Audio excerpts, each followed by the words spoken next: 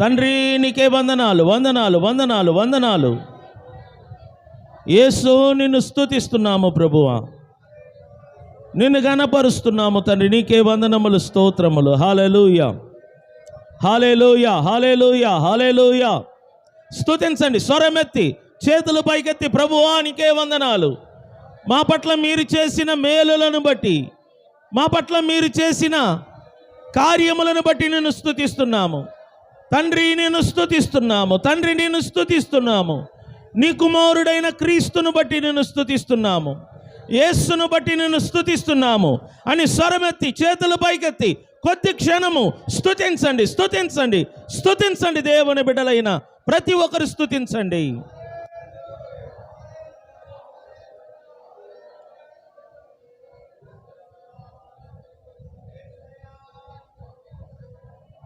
స్తోత్రం ప్రభువా, నీకే వందనాలు, వందనాలు, వందనాలు, వందనాలు, వందనాలు, స్తోత్రములు. వాక్యమే అదే అంశము కూడా ఒక్కసారి చదువుదాం. మొదటి సమూయేలు గ్రంథము అధ్యాయము 15:22 చదువుదాం అందరం కలిసి. అందుకు సమూయేలు తాను సెలవిచ్చిన ఆజ్ఞను ఒకడు గైకొనుట వలన యెహోవా సంతోషించునట్లు ఒకడు దహన బలులను అర్పించుట వలన ఆయన సంతోషించునా? ఆలోచించుము. బలులు అర్పించుట కంటే ఆజ్ఞను గైకొనుటయు, పొట్టేలు క్రొవ్వు అర్పించుట కంటే మాట వినుటయు శ్రేష్టం. ఆ ఒక మాటను గట్టిగా చెప్పండి. మాట వినుటయు ఏది శ్రేష్టమంట? మాట వినటం అంట శ్రేష్టం.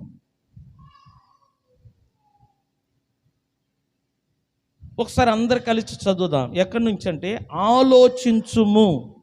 అక్కడి నుంచి గట్టిగా అందరు చదవండి చూద్దాము. ఆలోచించుము. బలులు అర్పించుట కంటే ఆజ్ఞ గైకొనుటయు, పొట్టేలు క్రొవ్వు అర్పించుట కంటే మాట వినుటయు శ్రేష్టం. ఇంకొకసారి చెప్పండి. మాట వినుట ఏంటంట? జీవితంలో ఏది శ్రేష్టమైనది? మాట వినటం. జీవితంలో శ్రేష్టమైనది ఏది అంటే మాట వినటము. దైవజనుడైన సమూయేలు గారు అంటారు, ఆలోచించుము. బలులు అర్పించుట కంటే ఆజ్ఞను గైకొనుటయు, పొట్టేలు క్రొవ్వు అర్పించుట కంటే మాట వినుటయు శ్రేష్టము. ఈరోజు నేను చెప్పాలనుకునే అంశం ఏంటంటే మాట వినటము శ్రేష్టము. మాట వినుట శ్రేష్టము. బైబిల్లో చూడండి దేవుని బిడ్డలారా, లూకా సువార్త 21వ అధ్యాయము 38వ వాక్యము. లూకా సువార్త 21:38 చదువునా. ప్రజలందరూ ఆయన మాట వినుటకు దేవాలయములో ఆయన యొద్దకు పెందల కడనే వచ్చుచుండిరి. నేను చదువుతాను.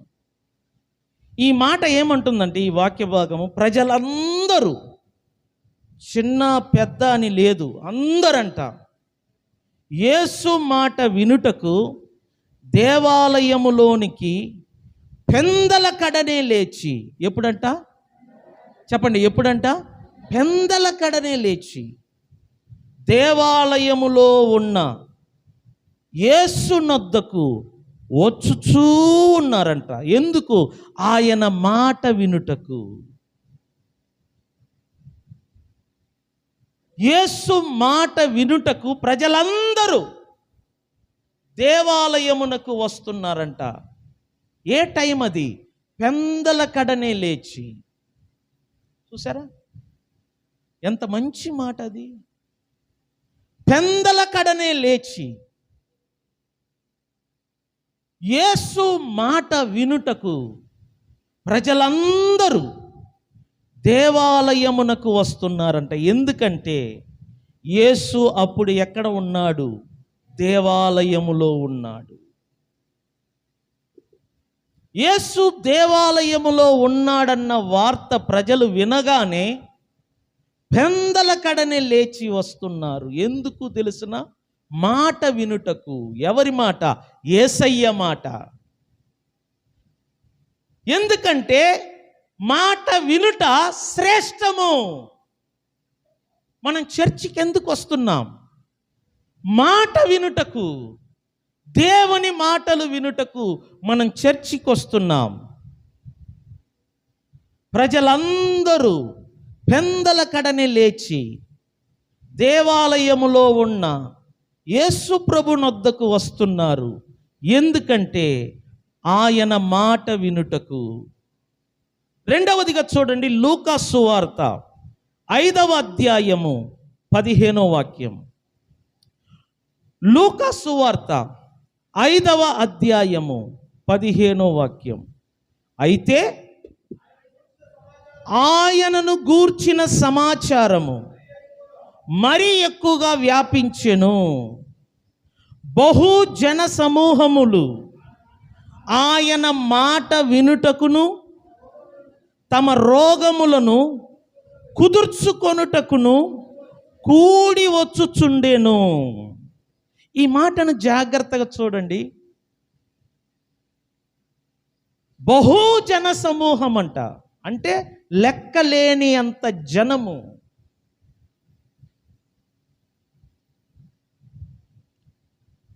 ఎంతమంది ఉంటారో తెలియదు. అందుకే బైబిల్ అంటుంది బహుజన సమూహములు. చూడండి, బహుజన సమూహములు. బైబిల్ అయితే బహుజన సమూహములు ఆయన మాట వినుటకు ఎక్కడికి వస్తున్నారు? ఎందుకు వస్తున్నారు?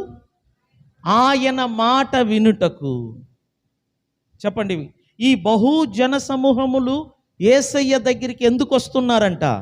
ఆయన మాట వినుటకు.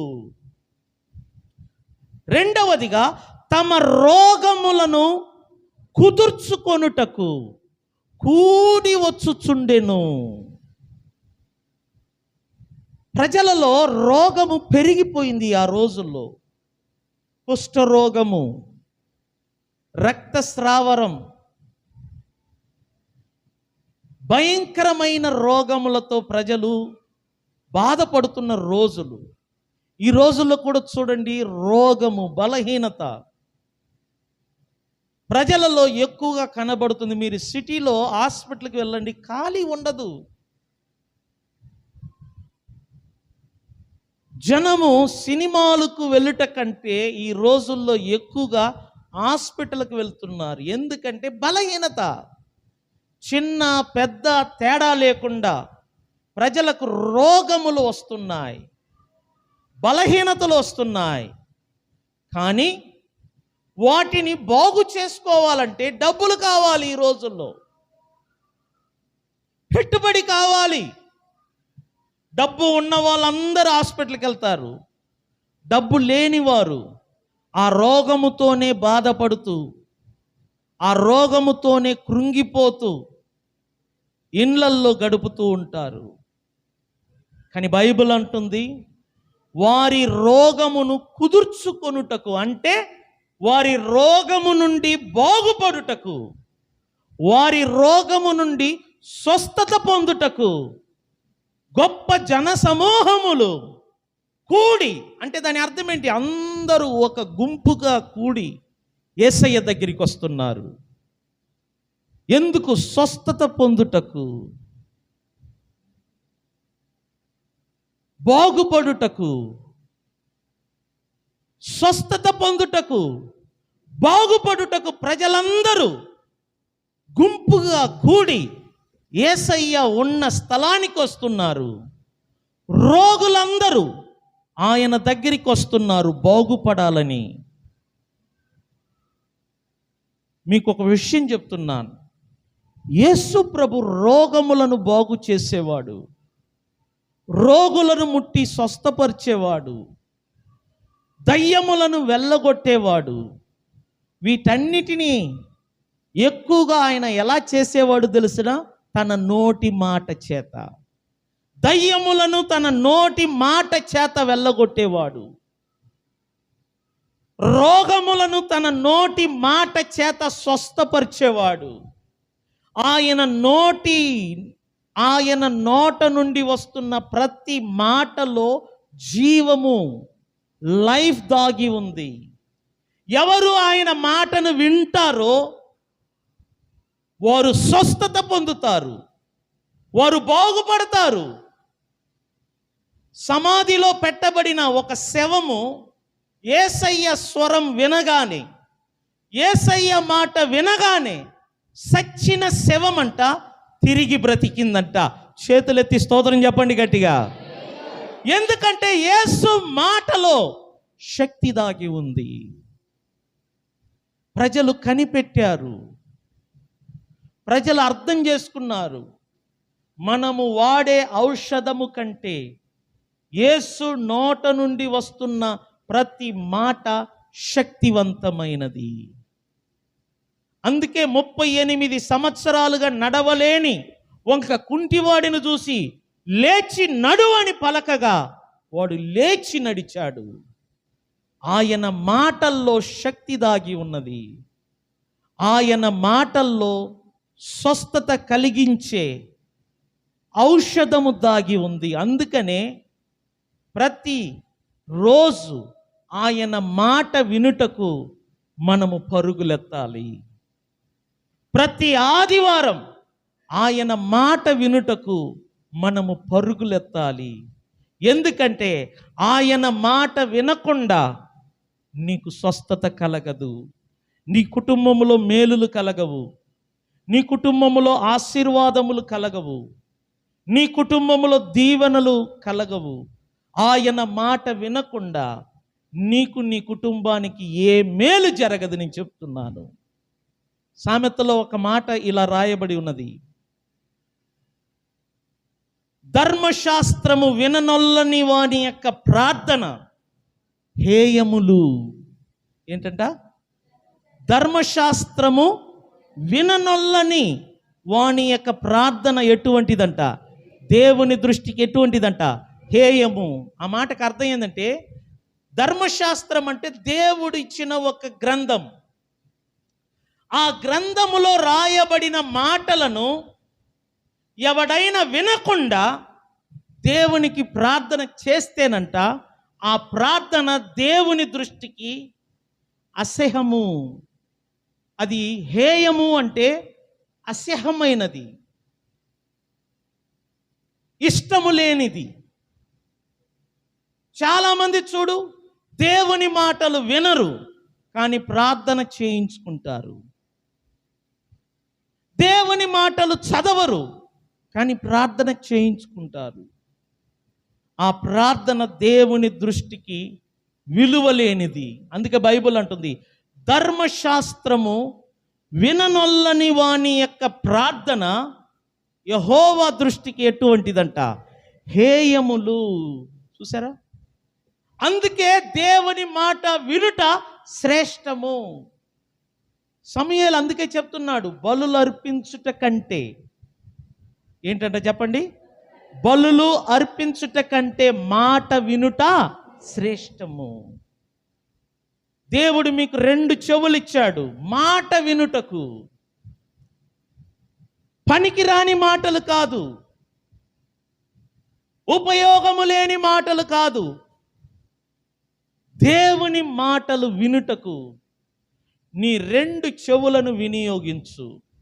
అప్పుడు నువ్వు స్వస్థత పొందుతావు, అప్పుడు నీ కుటుంబము బాగుపడుతుంది, నీ పిల్లలను దేవుడు ఆశీర్వదిస్తాడు. మీకు కొన్ని మాటలు చూపిస్తాను చూడండి బైబిల్ గ్రంథములో నుండి. నిర్గమకాండము 15వ అధ్యాయము 26 తీయండి ప్రతి ఒక్కరు.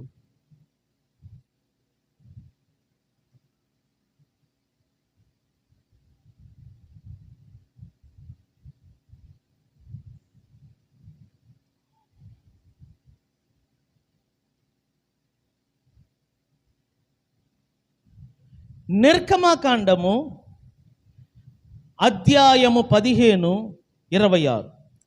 చాలా జాగ్రత్తగా చదవండి. మీ దేవుడైన యెహోవా ఏంటంట? మీ దేవుడైన యెహోవా వాక్కును ఎలా వినాలి? చెప్పండి, ఎలా వినాలి? శ్రద్ధగా వినటం అంటే ఏంటి? మీ దేవుడైన యెహోవా వాక్కును విని అని రాయకుండా దానికి ముందు ఒక పదాన్ని కలిపారు. ఏంటది? శ్రద్ధ. వినటములో చూడు, అశ్రద్ధగా వినేవాళ్ళు ఉన్నారు, శ్రద్ధగా వినేవాళ్ళు ఉంటారు. అశ్రద్ధగా వినేవాళ్ళు వారు వింటున్నట్లుగా ఉంటారు, కానీ ఆ మాటలు వారి చెవులో దూరదు. కొంతమంది వింటున్నట్లుగా నటిస్తూ ఉంటారు. నేను చూస్తూ ఉంటాను, ఆడవాళ్ళు వింటున్నట్టుగా బైబిల్ చూస్తున్నట్టుగా తల ఇటు వంచుతారు, తల వంచి బైబిల్ అలా తెరిచి పెట్టుకుంటారు. ఇలా వంచినట్లుగా తల కనబడుతుంది, నెమ్మదిగా కళ్ళు మూసుకొని పోతుంది. నేను పేరు చెప్పను, నాకు అన్నీ కనబడతా ఉంటాయి ఇక్కడ. దాని అర్థం ఏంటంటే బైబిల్ తెరిచి చదువుతున్నట్లుగా చూస్తున్నట్లుగా నిద్రపోతూ ఉంటారు. దీనినే అశ్రద్ధ అంటారు. ఒక క్లాస్ రూమ్లో 30 మంది స్టూడెంట్స్ ఉన్నారు. అందులో ఎవడో ఒకడో ఇద్దరో ముగ్గురో నలుగురో ఫస్ట్ ర్యాంక్ వస్తారు. కారణం ఏంటి? టీచర్ అక్కడ ఉన్న పిల్లలందరికీ పాఠాలు చెప్తున్నాడు. అందరికీ చెప్తుంటే ఈ ముగ్గురు మాత్రం ఎందుకు మంచి మార్కులతో పాస్ అవుతున్నారు? ఈ ముగ్గురు బహుశా ఏం చేస్తూ ఉండవచ్చు? చెప్పండి, ఏం చేయవచ్చు? మిగిలిన వాళ్ళందరూ కూడా కొంతమంది పెన్ను పెట్టుకొని చెవులు గెలబెడతా ఉంటారు, కొంతమంది ఇలా గీరుకొని ఇటు చూసుకుంటూ ఉంటారు, కొంతమంది ముక్కుల ఏలు పెట్టుకొని ఇటు చూసుకుంటూ ఉంటారు, కొంతమంది సెల్ ఫోన్ చూసుకుంటూ ఉంటారు, కొంతమంది టీచర్ అక్కడ పాఠాలు చెప్తా ఉంటే మెసేజ్లు పెట్టుకుంటూ ఉంటారు, కొంతమంది టీచర్లు పాఠం చెప్తా ఉంటే ఫోన్కి రిప్లై ఇస్తూ ఉంటారు, ఆయన ఎప్పుడు చెప్పే పాఠాలే కదా అని. దాన్నే అశ్రద్ధ అంటారు, రెక్లెస్ అంటారు ఇంగ్లీష్లో, లేకపోతే కేర్లెస్ అంటారు. అశ్రద్ధగా ఉండేవారంట బైబిల్ అంటుంది దరిద్రులు అవుతారంట. అశ్రద్ధ దేవుని పనిలో అశ్రద్ధ చూపేవాడంట శాపగ్రస్తుడట బైబిల్ అంటుంది. శ్రద్ధగా పని చేయువాడు ఏలుబడిదారుడు అవుతాడంట. అంటే ఇతరులను ఏలుబడి చేస్తాడంట. ఎవరంట? శ్రద్ధగా పని చేసేవాడు, శ్రద్ధగా పని చేసేవాడు, శ్రద్ధగా మాట వినేవాడు. నాయకులు ఏలుబడిదారులు అవుతారు, సామెతలు అంటుంది. అందుకే ఎవరైనా వాక్యం చెప్తున్నప్పుడు శ్రద్ధగా వినండి, పక్కన వాళ్ళతో మాట్లాడకూడదు. నాకు ఆ అలవాటు ఉంది, ఎవరైనా వాక్యం చెప్పినా చాలా శ్రద్ధగా వింటాను, ఆ మాటలు భద్రంగా దాచుకుంటాను. ఎందుకంటే వాళ్ళ మాట వినుట శ్రేష్టము. బలులు అర్పించుకొనుట కంటే మాట వినుట ఏంటంట? శ్రేష్టము. కానీ వినేవాళ్ళు ఎలా వినాలంట? మనము శ్రద్ధగా వినాలి. శ్రద్ధగా వింటే మీరు చనిపోయినా కూడా మీరు విన్న మాటను మర్చిపోరు, మీ కడుపులో అది భద్రంగా దాచబడి ఉంటుంది. అందుకే దేవుడు అంటున్నాడు, మీ దేవుడైన యెహోవా వాక్కును శ్రద్ధగా విని ఆయన దృష్టికి న్యాయమైనది చేసి ఆయన ఆజ్ఞలను విధేయులై ఆయన కట్టడలన్నిటినీ అనుసరించి నడిచిన ఎడల నేను ఐగుప్తీయులకు కలగజేసిన రోగములలో ఏదియు మీకు రానియను. స్తోత్రం చెప్పండి, స్తోత్రం చెప్పండి. ఏ రోగము మీకు రానియను. ఎంత మంచి మాట ఇది! ఎంత ఉన్నతమైన వాగ్దానం ఇది!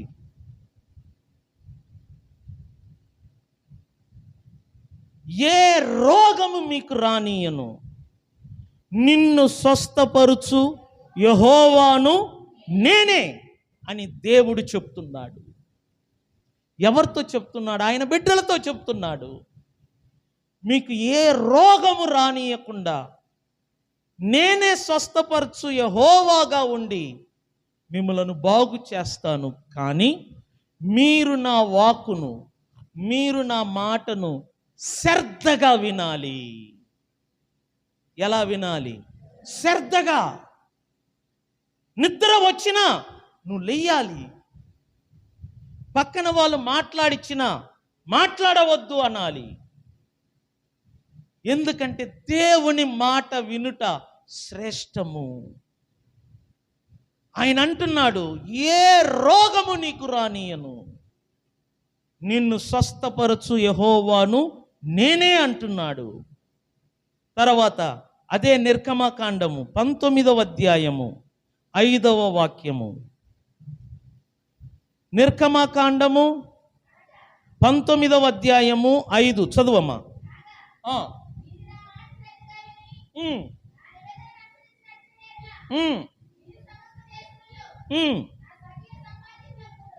ఈ మాటను చూడండి.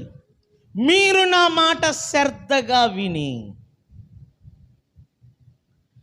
నా నిబంధనను అనుసరించి నడిచిన ఎడల మీరు సమస్త జనులలో నాకు ఎలా ఉంటారంట? స్వకీయ సంపాద్యముగుదురు. ద్వితీయోపదేశకాండం 28:1 చదువమ్మా. ద్వితీయోపదేశకాండము 28:1 వాక్యము చదువు. నీవు నీ దేవుడైన యెహోవా మాట శ్రద్ధగా విని, సంగమా వినండి, నేడు నేను నీకు ఆజ్ఞాపించుచున్న ఆయన ఆజ్ఞలన్నిటినీ అనుసరించి నడుచుకొనిన ఎడల నీ దేవుడైన యెహోవా భూమి మీదనున్న సమస్త జనముల కంటే నిన్ను హెచ్చించును. చేతులు పైకెత్తి గట్టిగా స్తోత్రం చెప్పండి. దేవుడు అంటున్నాడు, నన్ను చూడండి, మిమ్మలను హెచ్చిస్తాను. హెచ్చించటం అంటే ఏంటి తెలుసిన? క్రింది స్థితిలో ఉన్న వారిని తీసుకెళ్ళి ఉన్నత స్థితిలో కూర్చుండబెట్టటం. దేవుడు అంటున్నాడు, నేను మిమ్మలను హెచ్చిస్తాను సమస్త జనముల కంటే. ఈ భూమిలో ఎన్ని కులములు ఉన్నాయో నాకు తెలియదు. వాళ్ళందరికంటే దేవుడు నిన్ను, నీ కుటుంబాన్ని, నీ పిల్లలను హెచ్చిస్తాడంట. ఎప్పుడు? నువ్వు శ్రద్ధగా ఆయన మాట విని, ఆయన ఆజ్ఞలు, ఆయన కట్టడలు, ఆయన నిబంధనలు అన్నిటిని నువ్వు పాటించినప్పుడు. ఆయన మాట వినకుండా ఆయన కట్టడలు, ఆయన నిబంధనలు, ఆయన ఆజ్ఞలకు నువ్వు ఎలా లోబడగలవు? మాట వినటం శ్రేష్టమైనది. దేవుడు అంటున్నాడు, నీ బిడ్డలను, నీ కుటుంబమును నేను హెచ్చిస్తాను. ఎవరు హెచ్చించలేరు నీ కుటుంబాన్ని. నీ పిల్లలను ఎవరు హెచ్చించలేరు. నేను హెచ్చిస్తాను. బైబిల్లో దావీదని ఒక వ్యక్తి ఉన్నాడు. తన కుటుంబములో చిన్నవాడు. తనకంటే పెద్దలు ఉన్నారు. వారందరూ కూడా సౌలు అనే రాజు పరిపాలనలో సైన్యాధిపతులు, అధికారులు, మిలిటరీ కమాండర్స్ అన్నమాట. కానీ దావీదు మాత్రము గొర్రెల మేకల కాపరిగా పిలువబడుతున్నాడు. ఎందుకంటే చిన్నవాడు. తండ్రి చిన్నవాడిని వారికి కలిగిన గొర్రెలను మేకలను మేపమని అడవికి పంపేవాడు. కానీ దావీదు చిన్నప్పటి నుంచి దేవుడంటే భయము భక్తి కలిగి పెరిగిన ఒక యవనస్తుడు. ప్రతిరోజు దేవుని మాట వింటాడు, ప్రతిరోజు ప్రార్థన చేస్తాడు, ప్రతిరోజు దేవుని స్తుతిస్తాడు. ఒక సందర్భంలో అంటాడు, దినమునకు 7 మార్లు ధ్యానం చేస్తాడంట. ఎన్ని మార్లు? 7 సార్లు ఒక రోజుకి. కీర్తన గ్రంథములో 90% దావీదు రాసిన కీర్తనలు. దేవుని మాటకు భయపడేవాడు, దేవుని మాటకు లోబడుతాడు. అందుకు దేవుడు అంటాడు, నా హృదయానుసారుడు. ఎందుకంటే దేవుడు చెప్పిన ప్రతి మాటలు విని నెరవేర్చేవాడు. కానీ అతని స్థితి ఏంటి తెలుసిన? ప్రారంభము గొర్రెల కాపరి, మేకల చుట్టూ, గొర్రెల చుట్టూ అరణ్యములోను అడవిలోను తిరుగుతూ ఉన్న ఒక యవనస్తుడు, చదువు లేనివాడు.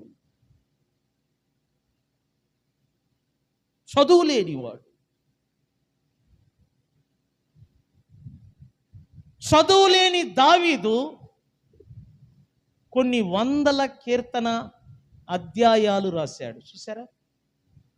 చదువు లేనివాడు రాసిన పుస్తకాలవి. దావీదు రాసిన కీర్తన. చదువు లేని వాడికి అంత జ్ఞానం ఎక్కడి నుంచి వచ్చింది?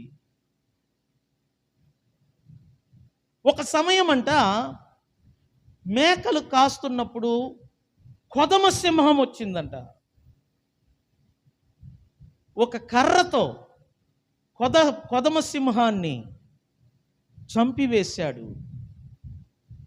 మరొక సందర్భములో ఎలుకబంటి, దానిని చంపివేశాడు. చదువు లేదు, యుద్ధములో ఎటువంటి ట్రైనింగ్ లేదు, కానీ 2 అడవి మృగములను ఒట్టి చేతులతో చంపివేశాడు. ఇతనికి ఆ బలం ఎక్కడి నుంచి వచ్చింది? ఒకసారి గొలియాతు ఇశ్రాయేలీలను 40 దినములు దూషిస్తూ ఉంటే ఎవరు ఏమీ మాట్లాడలేదు. కానీ ఒక గులక రాయితో ఒడిశెలలో పెట్టి రెప్పపాటున గొలియాతును నేల మీద కూల్చివేశాడు. ఈ బలం ఎక్కడి నుంచి వచ్చింది? బైబిల్ అంటుంది, గొర్రెల వెంట మేకల వెంట తిరుగుతున్న నిన్ను నేను ఎన్నుకొని ఇశ్రాయేలీలను ఏలుబడి చేయుటకు నేను నిన్ను రాజుగా అభిషేకించాను. చూసారా? ఎక్కడ ఉన్న మనిషిని తీసుకెళ్లి దేవుడు సింహాసనంలో కూర్చోబెట్టాడు.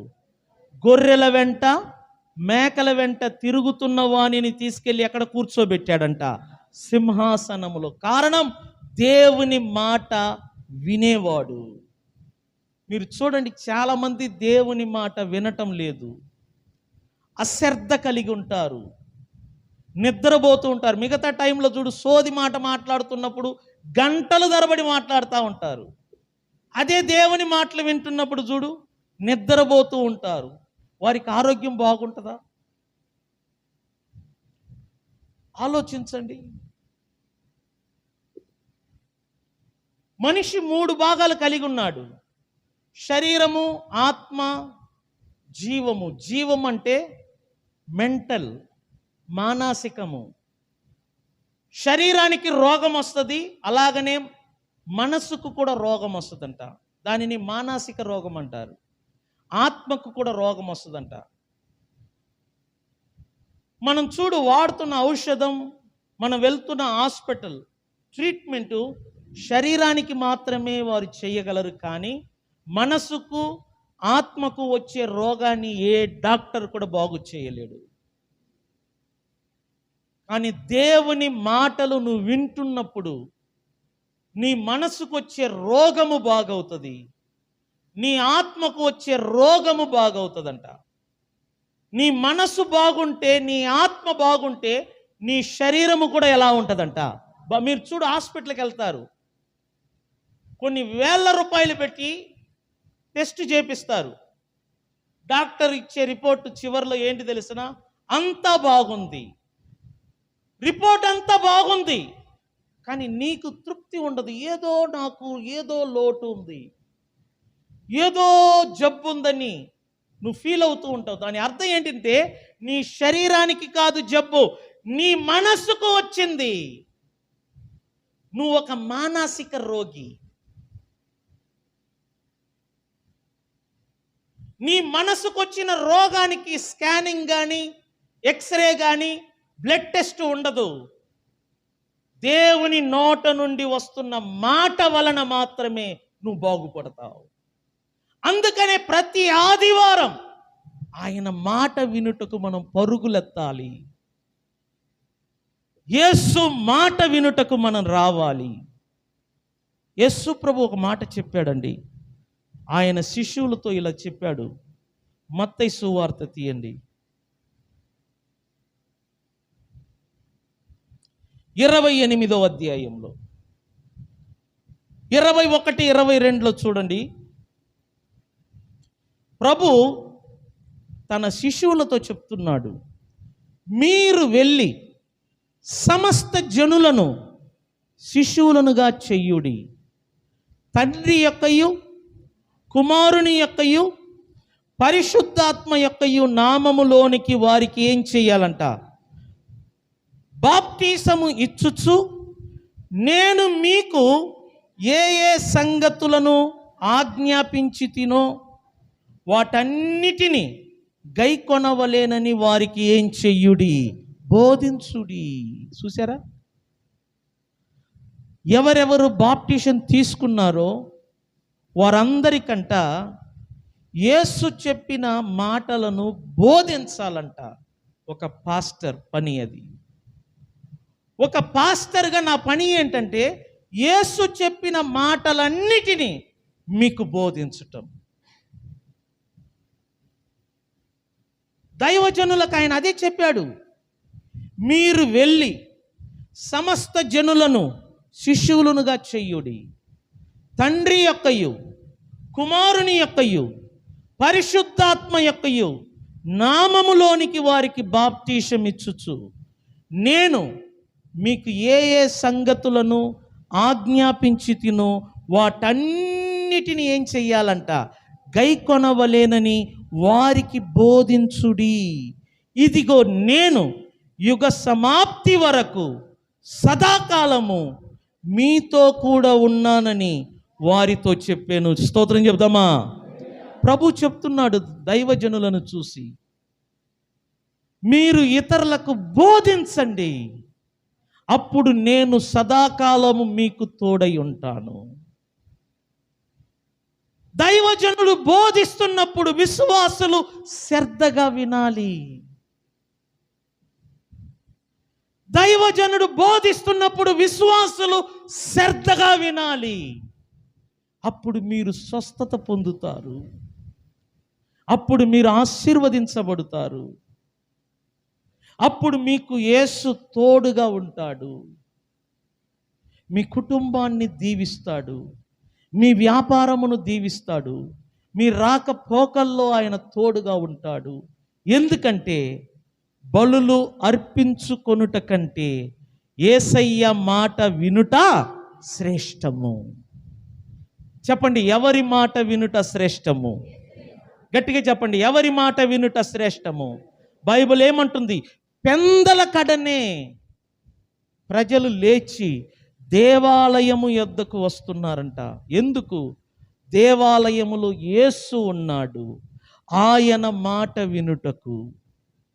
గొప్ప జన సమూహములు యేసయ్య దగ్గరికి వస్తున్నారు. ఎందుకు? ఆయన మాట విని స్వస్థత పొందుటకు. దేవుని బిడ్డలారా, మీరు ఆయన మాటలు వింటున్నారా లేదా? అశ్రద్ధ కలిగిన వారు శాపగ్రస్తులు. గుర్తుపెట్టుకోండి. దేవుని మాటలు వింటున్న సమయమున నిద్రపోయే వాళ్ళు శాపగ్రస్తులు. వారికి అనారోగ్యము, బలహీనత శరీరములు పెరుగుతూ ఉంటాయి. మీరు బాగుపడాలనుకుంటే, మీరు స్వస్థత పొందాలనుకుంటే, మీ కుటుంబము, మీ పిల్లలు హెచ్చించబడాలంటే మీరు శ్రద్ధగా యేసు మాటను వినాలి. ఆయన అంటున్నాడు, నేను సదాకాలము మీకు తోడై ఉన్నాను. ఎప్పుడు? మీరు ఆయన మాటలను శ్రద్ధగా వినినప్పుడు. మీరు వింటున్నారా లేదా అని ఒక్కసారి మిమ్ములను మీరు పరిశోధించుకోండి. ప్రభు సన్నిధిలో ప్రతి ఒక్కరు లేచి నిలబడదాం. ప్రతి ఒక్కరము లేచి నిలబడదాం. వినిన మాటలను బట్టి కొద్ది క్షణము ప్రార్థన చేయండి. ప్రార్థన సమయంలో మిమ్మును మీరు పరిశోధించుకోండి. మీరు ఎలా వింటున్నారు? మీరు శ్రద్ధగా వింటున్నారా, అశ్రద్ధగా వింటున్నారా? ప్రభు మాట వింటున్నప్పుడు జాగ్రత్తగా వింటున్నారా, నిద్రపోతున్నారా? మిమ్మును మీరు పరిశోధించుకోండి. ప్రార్థనలో దేవుని బిడ్డలు వచ్చి నడిపించండి. కొద్ది క్షణము ఉత్సాహముగా స్వరమెత్తి ప్రార్థన నడిపించండి.